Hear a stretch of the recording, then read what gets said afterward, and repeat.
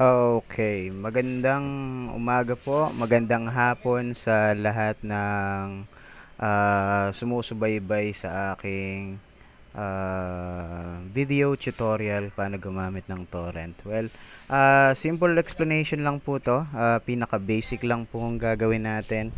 Bali, para to dun sa mga ka-teammate ko, mga Team Shirley na um, hindi pa masyadong marunong gumamit ng torrent. Binabati ko muna lahat ng Team Shirley, kay Joy, dun sa nangangailangan talaga mag-download ng video na to, kay Dave, Shop, alright, sa iba po namin mga ka-teammates. So, simulan ko na. Hindi yung tatagal to ng 5 minutes. Bali, start tayo dun sa basic procedure ng torrent. Well, una, syempre, pull up ka ng browser mo. Punta ka ng www.downloads.com na lang. Downloads.com. Dito natin kukunin yung software natin dun sa torrent. So, i-search mo na lang para mas madali. Dito, torrent. Ayan. Ang maraming type ng torrent hindi lang isa. So, ang kukunin natin, wag tong uTorrent kasi medyo kinakain yung bit mo. Minsan bumabagal din yung computer mo pag ito ginamit mo. So, ang gamitin mo na lang, BitTorrent. Mas okay to. Ito yung gamit ko sa computer ko. So, download nyo lang. Click nyo lang yung download. Tapos may lalabas dito na parang icon na para i-download mo yung yung torrent files mo. So, sample tayo. Pero meron ako na download dito. Galing to sa isang PC ko. Ayan. Oh, may website na pala sila. Click nyo lang save. Tapos, yun, magda-download na yun. Pag na-download nyo na, sige, huwag na natin download kasi meron na ako nyan eh. Pag na-download nyo na, gantong file yung lalabas doon. Okay? Tapos, click nyo lang yung run. Kasi itong PC to, hindi to yung server ko eh. Bali, dun sa main server galing tong program na to. Click lang nyo yung next. Next lang. Next. Hindi na masyado. Sa C mo na lang i-save. Tapos, next mo lang. Tapos, run. Pagka na-run mo na, normally ito yung itsura ng torrent. Update new version. Sige. Normally, ito yung itsura ng torrent. Yung torrent na program. Torrent kasi parang ano to eh. Dito mo gagawin dito ka magda-download ng mga movies. Ang kagandahan lang dito, hindi katulad to ng straight download. So, parang dire-diretso lang siya. Kahit patayin mo yung computer mo, kinabukasan, makakapag-download ka pa rin. Advisable din to dun sa mga gumagamit ng prepaid. Kasi, syempre, prepaid, hindi ka naman lagi naka-online. Hindi naman unlimited yung internet connection mo. So, eto, para to dun sa pag pinatay mo yung computer mo, dire-diretso pa rin yung download. So, start na tayo pag-download. Pag nakagawa ka na neto, alright, kung nakagawa ka na neto, or na-install mo na sa computer mo, kailangan mo, syempre, yung torrent files. Syempre, torrent files para makapag-download ka. So, start tayo uli. Click mo yung torrent. So, ito yung lalabas. Ngayon, hahanap ka ng link para dun sa torrent. Okay? Ang normally pinupuntahan ko pag nagda-download ako, yung torrents.com. Yan. Tapos, dito mo i-search yung mga movies or mga music na gusto mo. Sample tayo ng movies. For example, yung Avatar. Kasi may, diba maganda movies ngayon? Wala akong ano eh. Avatar. Sample natin. Sige, okay. Tagalog movies naman lang. Tagalog. Yan. Lalabas dito lahat ng mga movies na gusto mo. So, ito meron na ako nito. Hanap tayo ng mga wala pa ako. Yan, Tumbok. Tomorrow will look a day. Super Inday. Ano ba maganda? Ay, forever. Software din, pwede nyo rin mag-download kayo ng software dito at kung ano-ano pa. Software, lahat ng tungkol sa computer magagamit nyo rito. So, sample tayo. Ano ba? magandang panoorin.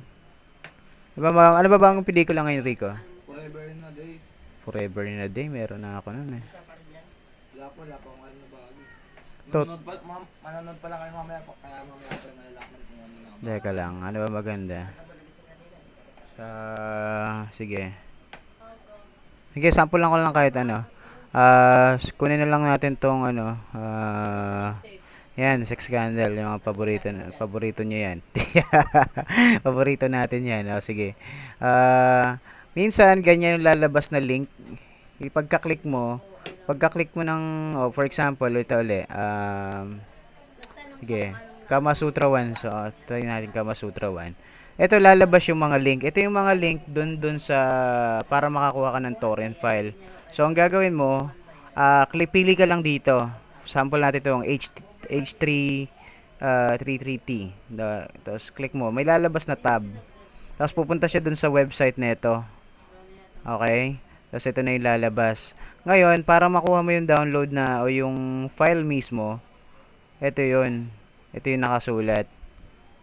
Ayan. Or click downloads. Di ba iba kasi yung itsura eh. Basta hanapin mo yung torrent files. So, click mo lang. Pagka-click mo, normally ito yung lalabas. Ito. Pag ang gamit mo, Chroma. Pero ito talaga yung file. Tingnan natin pag napunta sa document kung saan siya napupunta. Dito napupunta lahat ng mga downloads. Normally, ganito lang lalabas. Pero hindi pa ito yung pelikula mo. Hindi pa ito yung pelikulang dinownload mo. So, ibig sabihin, i-click mo pa siya para maging torrents, para mag-download sa torrents. So, click natin, sample natin to. Oh. Pagka pull up niya, ito yung lalabas. Ito yung mga files. So, ito yung mismo yung ida-download mo. Ito yung mapupunta dito sa torrent na page. So, sa torrent na downloader mo, para mag-download siya. Click mo lang okay, lalabas na siya rito. Ayan. Okay, sample naman tayo ng mga songs. Ano ba mga bago ngayon?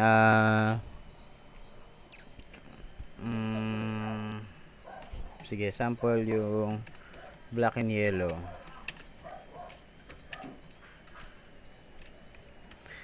Kasi pwede rin dito yung mga MTV, mga boxing ni Pacquiao. Dito ko rin dina-download yan eh. Ayan, sample natin ng mga music. Download tayo music. Ayan.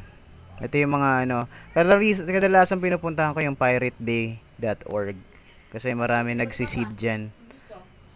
Ayan. Tapos, click natin yung downloads. Kuha nyo. Ito lang, click this torrent. Yun yung lagi nyo hahanapin. Tapos, syempre, katulad na naman kanina, ganito yung lumabas. Pag pumunta ka dun sa My Documents mo, kung saan nagsisave yung mga dina-download mo, ganyan pa rin yung file. So, click mo lang. Tapos lalabas na. Since Black and Yellow lang naman yung kukunin mo. Okay. Yung na-download natin, parang buong album ng Black and Yellow. Sige, sample lang tayo ng isa. Ayan. Black and Yellow. Yan. Ito yung Black and Yellow na downloads. So, sa makikita mo kung gaano karami yung nagsiseed. Nagsiseed, ibig sabihin, yung ilan yung nakapag-download na hindi pa binubura para makapag-share. So, ayan, tignan nyo. Download ka ng music, mas mabilis.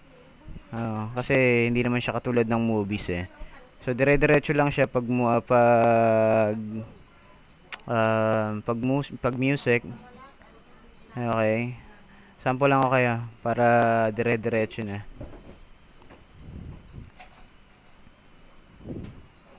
Ayan, sandali lang ha. Ayan, patapos na yung download natin. Ayan. Pag nag-download na siya, ito na siya. Ito na yung lalabas. Ayan. Ito. Ano ba? Close mo to. Kasi kahit patayin mo yung computer mo, tuloy pa rin yung download niyan kinabukasan. So, click mo lang to. Pero para, ayun, click mo lang to. Tapos, yan. Ito na yung music. Sample, play natin yung music, ha.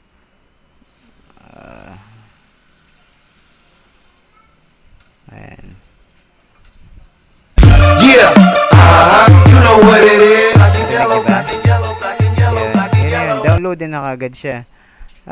Yung seeding naman na sinasabi ko, ito yun, pagkatapos mo mag-download, pag hindi mo binura kaagad, nagsiseed ka. Kumbaga, tinutulungan mo yung ibang nagda-download na may share yung file. Kuha. Tapos, second, ano pa ba pwede natin gawin? Yun, para automatic dun sa PC mo, kahit hindi ikaw yung nagbubukas, kasi ito ginagawa ko eh.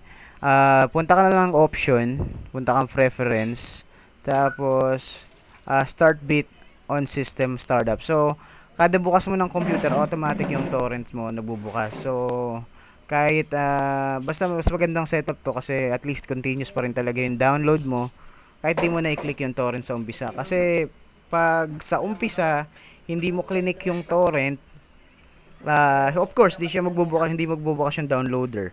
So, para hindi mo malimutan, kada bukas ng, para hindi mo malimutan, kada bukas ng computer mo, ayan, i-click mo na lang yung startup. Tapos yun, dire-diretso na yung download. Yung sa movies, medyo matagal talaga kasi depende yan sa nagsiseed, depende yan dun sa haba ng movie. Lalo na pag mga trilogy yung mga dina-download mo. So, yun, basic lang to. Para dun sa mga nag-aabang nung mga nakaraan kung anong tutorial daw to. Bali, basic lang to. Kasi sinishare ko lang yung at least alam nyo kung sinishare ko lang yung kung paano natin makakadiskarte, paano rin makakatipid. Siyempre, kaysa manood, bumili ka ng mga DVD, mga pirate, meron ka namang internet. Ayun. Kaya sa lahat ng mga na nanonood nito, add nyo na lang po ito, Dave J fan site. This is not a fan site, bali kadalasan ng mga iba kong tutorial dito ko na post. So, ayun. Sana po nag-enjoy po kayo at meron po kayo natutunan sa video tutorial na ito. Maraming salamat po. This is Dave G and I'm out, baby!